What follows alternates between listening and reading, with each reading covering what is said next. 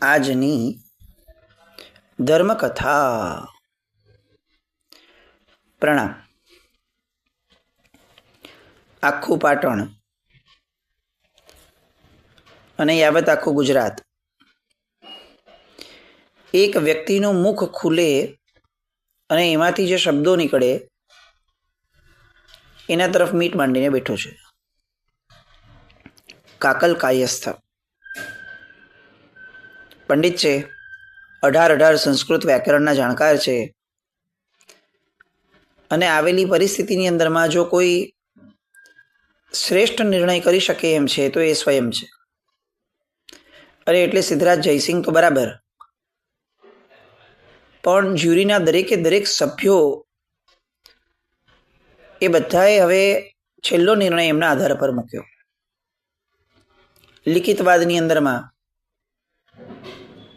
શું નિર્ણય આવશે એના આધાર ઉપર આખો નિર્ણય આવશે, કારણ કે મૌખિકવાદની અંદરમાં શ્વેતાંબર પક્ષનો વિજય તો ઓલરેડી જાહેર થઈ ગયો છે. હવે લિખિતવાદની અંદરમાં આ કોટા કોટી અને કોટી કોટી આ જે બે ડિફરન્સ બચ્યા છે એની અંદરમાં જો આ કોટા કોટી શબ્દ એ એપ્લિકેબલ લાગે તો વાત પૂરી થાય, કારણ કે એના સિવાય કુમુદચંદ્રજી પાસે બીજી તો કોઈ દલીલ છે જ નહીં, તર્ક છે જ નહીં. અને જો કોટા કોટી શબ્દ ખોટો લાગે તો એ શ્વેતાંબર પક્ષ માટે બહુ નીચા જોણું થાય કે આવડી મોટી દલીલો કરો છો અને વ્યાકરણમાં જ તમે ગળમથલ ખાવ છો. એટલે હવે આ કાકલ કાયસ્થનો નિર્ણય. અને આ બાજુ કાકલ કાયસ્થ પોતે પોતાના વ્યાકરણના જેટલા પાના ઉથલાવાના હતા એ બધું ઉથલાવી જે દલીલ થઈ હતી કે ટાપટીપ સૂત્રના આધારે પણ આ સાબિત થઈ શકે એમ છે એને વ્યાકરણના હિસાબે તાળો મેળવી અને જોવાનું છે. અને એણે જોઈ લીધું, ઊભો થયો, સભાની વચ્ચે આવ્યો અને પોતાનું મુખ ખોલ્યું. અને મુખ ખુલતા જ એના મોઢામાંથી શબ્દ નીકળ્યા કે કોટા કોટી શબ્દ એ વ્યાકરણની દ્રષ્ટિએ સાચો લાગે છે, એટલે શ્વેતાંબર પક્ષ આચાર્ય ભગવંત વાદીદેવ સુરેશ્વરજી મહારાજા એમને હું વિજેતા જાહેર કરું છું.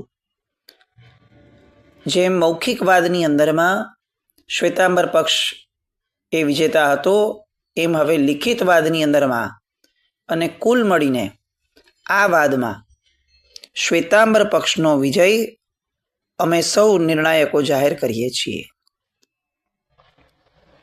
અને આ સાંભળતા જ આખી સભામાં દેવસુરી મહારાજનો જય જયકાર, જય જયકાર, જય જયકાર, સતત લોકોનો રાવ અવાજ એ દેવસુરી મહારાજ સાહેબના જય જયકારની દિશાની અંદરમાં થવા લાગ્યો. સિદ્ધરાજ જયસિંહ એ તો આનંદથી સમાતા ન હતા. એમને એવું લાગ્યું કે મારું આ પાટણ, મારું ગુજરાત, એની પ્રતિષ્ઠા એ આ દેવસુરી મહારાજે જાળવી. શ્વેતાંબર પક્ષને એવું લાગ્યું કે આખા ગુજરાતની અંદરનું આપણું અસ્તિત્વ જે છે એ આ દેવસુરી મહારાજે આ ક્ષણે આપણી માટે પુનર્જીવિત કર્યું. હકીકતની અંદરમાં જોવા જઈએ તો આખો શ્વેતાંબર પક્ષ ગુજરાતમાં છે એ આજે જે આપણે અનુભવીએ છીએ કે ભાઈ ધર્મ ક્યાં વિશેષપણે, ધર્મનું વાતાવરણ ક્યાં વિશેષપણે, ધર્મના આલંબનો વિશેષપણે ક્યાં, તો આપણને કદાચ 2 કે 3 ના માંડ મળશે. એક ગુજરાત, એક રાજસ્થાન અને પછીથી મહારાષ્ટ્ર કેટલે ઘણશે. તો અહીંયા જે વિશેષપણે આખું કેન્દ્રિત જોવા મળે છે, એટલે એમાં પણ મુખ્યપણે ગુજરાત. તો આજે જે પરિસ્થિતિ જોવા મળે છે એના મૂળમાં જો આ ઘટના ન બની હોત વિજયની, તો કદાચ આપણે ત્યાંથી યા તો દિગંબર ધર્મ સ્વીકારી લીધો હોત અને યા તો આપણે લોકો ગુજરાત છોડીને વયા ગયા હોત. અને આ ઘટનાના આધાર ઉપર એક એવી ઘટના ઊભી થાય છે કે જે ઘટના આજે પણ આપણા બધાના મુખની અંદરમાં વસે છે. એવું નથી કે આ ઘટના આપણને ખબર નહોતી તો આપણે આ ઘટના તરફ કમ્પ્લીટ ઇગ્નોર્ડ મોડમાં હતા, ઉપેક્ષાના મૂડમાં હતા. ના, તમને ને મને ખબર નથી, તેમ છતાં આ ઘટનાનો પડઘો આપણા બધાના મુખમાં છે. જન્મતા વેદ આપણે જે કેટલાક શબ્દો સાંભળ્યા છે એમાંના એક શબ્દ દ્વારા આજે પણ આપણે આ ઘટનાને યાદ કરીએ છીએ. અને એવું નહીં કે તમે ને હું, શ્રમણી ભગવંતો પણ આ ઘટનાના ગુંજારવ સ્વરૂપ એક વાક્યને, એક શબ્દને આજે પણ પોતાના જીવનમાં બહુ મહત્વનું સ્થાન આપે છે. એ શું હતું એ તો જાણશું જ, પણ સૌથી પહેલા આ વાદની જે પ્રોપર વિજયની જે ગાથા થઈ, એ વિજયની ગાથા એની ઉપર સ્ટેમ્પ તો લાગવી જોઈશે ને. એટલે એક વિજય પત્ર જાહેર થવો જોઈએ જે સિદ્ધરાજ જયસિંહ હવે લખાવીને આપે છે. પણ આ વિજય પત્ર લખાય એ પૂર્વે સિદ્ધરાજ જયસિંહ સ્વયં કુમુદચંદ્રજીને પૂછે છે કે આ વિજય પત્ર લખાય એ પૂર્વે આપે કંઈ કહેવું છે. એવું ન થાય કે પાછળથી કોઈ એવું કહી જાય કે ભાઈ જો છેલ્લે પણ અમને કોઈ ચાન્સ નહોતો આપ્યો. એટલે બહુ ઉલ્લાસપૂર્વક સિદ્ધરાજ જયસિંહ પ્રણાલિકા મુજબ, ન્યાય મુજબ હવે કુમુદચંદ્રજીને પૂછે છે. અને ત્યારે કુમુદચંદ્રજી એ બોલ્યા કે આ આચાર્ય મહાન વાદી ઇન્દ્ર છે અને આ ખરેખર એમનો જ વિજય છે. વાદી દેવસુરી મહારાજ માટે વાદી દેવ નહીં, વાદી ઇન્દ્ર, આવો શબ્દ કુમુદચંદ્રજી નવાજવા દ્વારા બોલે છે. પોતાની હાર કબૂલે છે, નિશાસાન મૂકે છે, કારણ કે પોતાને ખબર છે કે પોતે કેટલો મોટો દાવ હાર્યા છે. સિદ્ધરાજ જયસિંહ વિજયપત્ર લખે છે, પણ એ વિજયપત્ર લખે અને એક આખો ને આખો ઉલ્લાસમય વાતાવરણ સર્જાય, વિજયોત્સવ થાય, એ બધા પૂર્વે દેવસુરીજી મહારાજ ઊભા થયા. આપણે કલ્પના કરીએ કે એ રાજસભાની અંદરમાં અત્યારે દેવસુરી મહારાજના એક એક શબ્દની કેટલી કિંમત હશે, જેના શબ્દો દ્વારા જ વિજયોત્સવ ઊભો થવાનો છે, જેના શબ્દો દ્વારા જ આ આખી ઘટના એ પોતાના અંત તરફ આવી છે. હવે એ વ્યક્તિ ઊભા થાય છે અને સિદ્ધરાજ જયસિંહને કહે છે કે એક ક્ષણ માટે વિરામ લેજો, મારે એક વાત કરવી છે.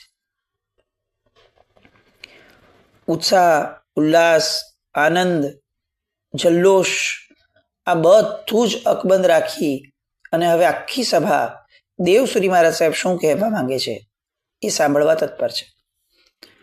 બહુ ચોક્કસ છે કે દરેકના મગજમાં સ્થિર વાત હતી કે દેવસુરી મહારાજ અત્યારે શ્વેતાંબર પક્ષના વિજય માટે કેટલાક શબ્દો કહેશે, અથવા કદાચ આ દિગંબર પક્ષે જે ખોટું કર્યું હતું એનો ઉલ્લેખ કરી અને એમને ચેતવણી આપશે કે તમે બીજી વાર આવું ન કરતા.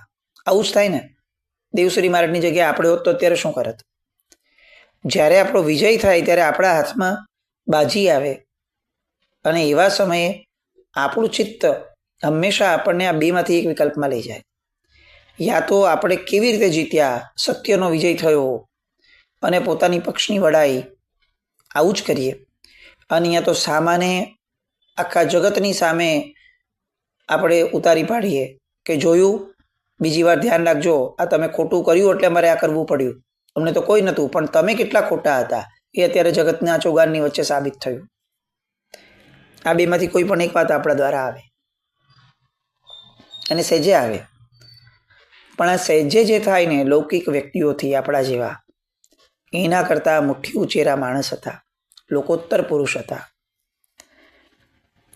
અને એટલે દેવસુરી મહારાજનું મુખ ખુલ્યું અને શબ્દો નીકળ્યા કે રાજન, વાદમાં હાર અને જીત તો થવાની જ છે, પણ જે હારે એનો તિરસ્કાર ન થવો જોઈએ.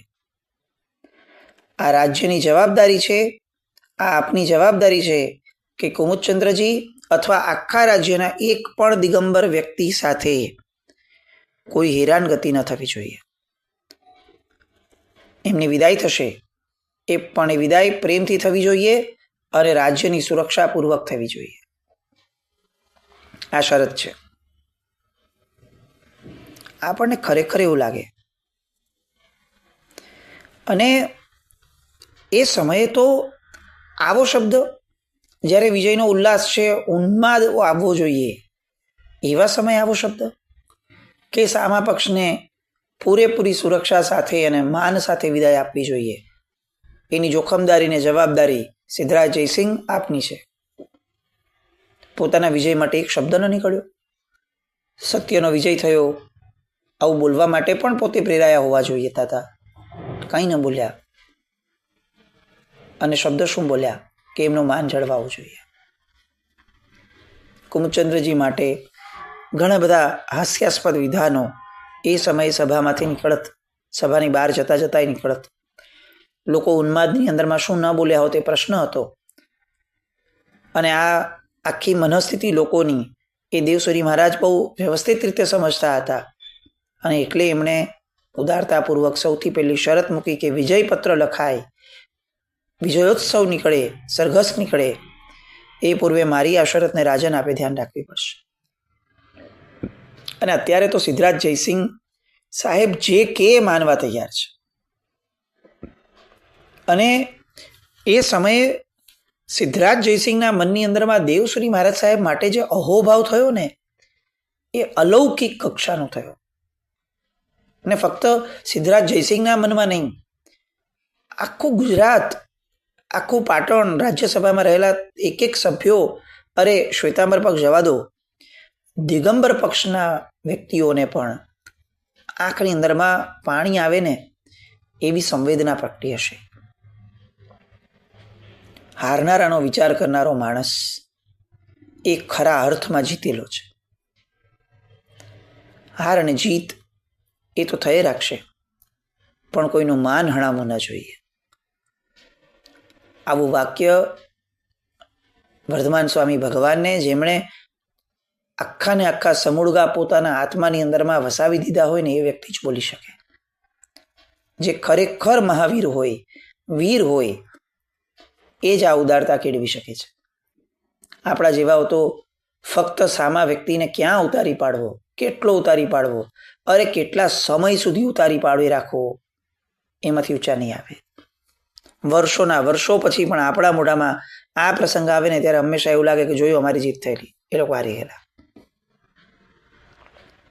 પણ ઉદારતાઓ છે ને, એ આવા મહાપુરુષોની જાગીર હોય ને, એવી રીતે આ લોકો વર્તે છે. એવા એવા પ્રસંગોમાં પણ વર્તે કે જ્યાં આપણે તો હિંમત જ ન કરી શકીએ.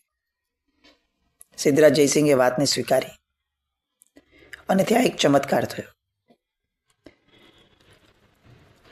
અવરજાગલા નામની એક સિદ્ધ યોગી, એ એટલે દૈવી અપ્સરા, એ ત્યાં આવી અને આશીર્વાદ આપતા આપતા એ સિદ્ધરાજ જયસિંહને કહે છે કે તું અને તારા મિત્ર દેવસુરીજી અક્ષય બળવાળા થાવ. આવા આશીર્વાદ આપે છે. દિગંબરાચાર્યના કપાળ ઉપર કાબિલ મસીનો કૂચડો મારી અને બધાને દેખતા આકાશ માર્ગે ચાલી જાય છે. આનો અર્થ શું થયો? આનો અર્થ એ થયો કે આ વાદને દેવલોકના દેવ દેવીઓ પણ ઊંચા શ્વાસે જોતા હશે અને આ વાદની પરિણામની રાહ એ દેવલોકમાં પણ જોવાતી હશે. હવે આપણને સમજાય છે કે આ વાદ કેટલો મહત્વનો હતો. દેવલોકમાંથી આવેલી દેવી એ સિદ્ધરાજ જયસિંહને, દેવસુરી મહારાજને આશીર્વાદ આપીને જાય, શ્વેતાંબર પક્ષને અભિવાદન આપીને જાય, અભિનંદન આપીને જાય, અને સામા પક્ષે જે હારી ગયા છે એમના મોં ઉપર મેષ ચોપડીને જાય. આ વાત બહુ જ આપણી માટે માર્મિક છે કે આપણે આ કથાઓ નથી સાંભળી તો શું ગુમાવ્યું છે? અલબત્ત હજી કથાના જે આગળના ભાગો છે, એસ્પેશિયલી આ વિજયોત્સવ પછીથી હવે કુમુદચંદ્રજી એ તો સ્વયં સ્વીકારીને બેઠા છે, વાદી ઇન્દ્ર તરીકે જાહેર કર્યા છે, તો હવે તો એમના દ્વારા કંઈ નહીં થાય એવું આપણે માનીને ચાલીએ. પણ આપણી માન્યતા નહીં ટકે, કારણ કે પ્રસંગોની ઘટમાળ એ કંઈક અલગ છે. પણ એ વસ્તુ પછી છે. મૂળ વાત અત્યારે શું થાય છે? દેવસુરી મહારાજની વાતને સ્વીકારી અને હવે સિદ્ધરાજ જયસિંહ વિજયપત્ર આપે છે. એ વિજયપત્ર લેવા માટે થાહડ અને બધા શ્રાવકો જાય છે. આખો શ્રી સંઘ રડિયાત થયો છે. આખો શ્રી સંઘ ધન્ય ધન્ય થયો છે. પોતાના ઘરનો શ્રેષ્ઠતમ ઉત્સવ પણ અત્યારે વામણો લાગે એવા ઉત્સાહની અંદરમાં આખો શ્રી સંઘ ભેગો થયો છે. અને આ બધું જ વિજયોત્સવ જેવું ઊભું થાય એ પૂર્વે ફરીથી દેવસુરી મહારાજ ઊભા થયા અને દિગંબર આચાર્ય કુમુદચંદ્રજીને અને એમના શિષ્યોને છેક રાજ્યના પાછળના દરવાજા સુધી, રાજમહેલના પાછળના દરવાજા સુધી પ્રેમપૂર્વક વિદાય કરવા માટે સાહેબ પોતે ગયા. કે એમનું માન હણાય એવું ન થવું જોઈએ. પહેલા એમની વિદાય થવી જોઈએ, પછી વિજયોત્સવ શરૂ થશે. એવું નહોતું કે એ મેકશ્યોર કરતા હતા કે જો આ લોકો વહી જવા જોઈએ. પોતે મૂકવા ગયા છે. માનભેર પોતાના પ્રતિસ્પર્ધીને છેક છેલ્લે સુધી એનું માન હણાય નહીં એનું ધ્યાન રાખ્યું છે આ દેવસુરી મહારાજ. અને આપણે બધા જ આ વિજયોત્સવ પૂર્વે જે વાત મુખ્યપણે છે કે આજે પણ આ ઘટનાને આપણે બધા યાદ કરીએ છીએ. તો એ શું? રાજગચના પ્રદ્યુમ્ન સુરીજી મહારાજ, એમણે એમના પુસ્તકની અંદરમાં લખ્યું છે, જો દેવસુરીજી હાજર ન હોત તો આજે આ શ્વેતાંબરનો વેશ ન હોત. શ્વેતાંબરનો વેશ ન હોત તો શ્વેતાંબર સંઘનું અસ્તિત્વ પણ ન હોત. અને એટલે શ્વેતાંબર સંઘને બચાવનાર, સુધર્મા સ્વામીના વેશની પ્રતિષ્ઠા કરાવનાર આ આચાર્યવાદી દેવસુરી મહારાજ સાહેબ છે. એ છે તો આપણે બધા શાતામાં છીએ. એ છીએ તો ભારતના તમામે તમામ સાધુ સાધ્વીજી ભગવંતો શાતામાં છે. અને એટલે જ આપણે જ્યારે પણ આપણને કોઈ શાતા પૂછે છે ત્યારે આપણે કહીએ છીએ દેવ ગુરુ પસાય. આ દેવ ગુરુ પસાય એમાંથી દેવ એટલે અરિહંત તત્વ એવી આપણી એક કલ્પના છે. પ્રદ્યુમ્ન સુરી મહારાજ સાહેબ કહે છે કે ના, દેવગુરુ પસાય. દેવસુરી મહારાજ નામના ગુરુ, એમની કૃપાથી હું શાતામાં છું. દેવગુરુ એટલે મારા ગુરુ દેવસુરી મહારાજ એ છે તો અમે બધા છીએ. એટલે દેવગુરુ પસાય આ શબ્દ વપરાયો. આજે પણ આપણે બધા આ શબ્દ બોલીએ છીએ. ખાલી કમનસીબી એ છે કે આપણને આ શબ્દનું ઊંડાણ ખબર નથી. આજે પણ જ્યારે કંઈક થશે, કંઈક શુભતા આવશે અને લોકો પૂછશે શાતામાં છો, અને આપણે કહેશું દેવગુરુ પસાય. અમારા ગુરુ વાદિદેવસુરી મહારાજ, એમની પસાઈથી અમે શાતામાં છીએ. અનેક સરસ મજાનો શ્લોક એટલે જ અહીંયા મુકાયો. વસ્ત્ર પ્રતિષ્ઠાચાર્યાય નમઃ શ્રી દેવસુરયે યત પ્રસાદમિવાખ્યયંતી સુખ પ્રશ્નેશુ સાધવ. જ્યારે જ્યારે મને સુખનો પ્રશ્ન આપે છે કે ભાઈ સુખ અને શાતામાં છો ને, ત્યારે ત્યારે હું મારા ગુરુને યાદ કરું છું, દેવસુરી મહારાજને, દેવગુરુ મહારાજને, કે જેમણે મારા વસ્ત્ર પ્રતિષ્ઠાચાર્ય એટલે કે શ્વેતાંબર પક્ષના આખાને આખા અસ્તિત્વને જેમણે બચાવ્યું છે, એવા દેવસુરી મહારાજની કૃપા એ મારા પર વરસી છે. વારંવાર દિવસમાં 50 વાર હું એમને યાદ કરીશ. આ પ્રણાલિકાના આધાર ઉપર એક શબ્દ બન્યો દેવગુરુ પસાય. આજ પછીથી આપણે ઘણીવાર આ શબ્દ બોલશું અને કદાચ હોંશે હોંશે બોલવાની ઈચ્છા થશે. કોઈ પૂછે શાતામાં છો અને આપણી આંખમાં જળજળિયા આવશે અને પાટણની રાજગાદીનો, રાજ્ય મહેલનો આખો ને આખો એ પ્રસંગ આપણી નજર સામે આવશે. એમ કહેશું દેવગુરુની પસાઈ છે. ભાઈ, એ ન હોત તો આજે અમે ન હોત. એ એમનું એ 84 દલીલ વાળો એ પ્રભાવ એમનું જ્ઞાન, સ્ત્રી મુક્તિ, કેવલી ભુક્તિ, આ બધા પ્રશ્નો માટેનો એમનો તર્કબદ્ધ જવાબ. આ ન હોત તો હું ન હોત, એ છે તો મને શાતા છે, અને એટલે જ હું શાતામાં છું, કારણ કે દેવગુરુની કૃપા છે, વાદી દેવસુરી મહારાજની કૃપા છે, દેવગુરુ પસાય. આજે એક દિવસ માટે પણ કમસે કમ આપણે જ્યારે આ શબ્દ બોલીએ ને ત્યારે આંખના જળજળિયા સાથે બોલીએ, એક કૃતજ્ઞતા ભાવ ઊભો કરીએ. સાહેબ, તમે ન હોત તો અમારું શું થાત? અમે નોંધારા હોત. તમારા જેવું જ્ઞાન આ ભગવાન વર્ધમાનની પરંપરામાં અમને ન મળ્યું હોત તો આવા તો કેટલાય લોકો અમને પીખી નાખ્યા હોત. અમે ક્યાંય ને ક્યાંય રફે દફે થઈ ગયા હોત. આજે અમને જ્ઞાનની કિંમત નથી. આજે આવા વાદ થઈ શકે એવી શક્યતા નથી, કારણ કે અમારામાં જ્ઞાન જ નથી બચ્યું, ન જ્ઞાન પ્રત્યેની ખેવના બચી છે. પણ એ જે પણ છે સાહેબ, તમે હતા તો અમે છીએ. અને આ ભાવપૂર્વકનું દેવગુરુ પસાય એને આજના દિવસ માટે સંવેદતા રહેશું. હવે બે વસ્તુ. એક તો એની પછીની એક ઘટના. આમ તો ઘણી બધી ઘટનાઓ છે. સિદ્ધરાજ જયસિંહ દ્વારા પણ કેટલાક પ્રસંગો બને છે. કુમુદચંદ્રજી દ્વારા બીજે દિવસે સવારના કેટલાક પ્રસંગો બને છે. આ બધા પ્રસંગોની વાતો તો ઘણી આવવાની, પણ એની સાથે સાથે આપણે સ્ત્રી મુક્તિ માટેની જેમ વાતો કરી એવી રીતે કેવડી ભગવંત આહાર લે કે નહીં એની જે વાતો એ વાદમાં થઈ હતી, એને શાસ્ત્રના આધારે, મહોપાધ્યાયજી મહારાજના આધારે આપણે કેટલીક સમજવાનો પ્રયત્ન કરશું. એટલા માટે કે સામાન્યપણે તો આપણને આવા વાદ સાંભળવા મળતા જ નથી. તો આ વાદની ઊંડાણની વાતોને એક પછી એક સ્પર્શવાનો જેટલું સાહિત્ય અવેલેબલ છે, જેટલું ધ્યાનમાં છે, એના દ્વારા કંઈક ને કંઈક સમજવાનો પ્રયત્ન આપણે કરશું.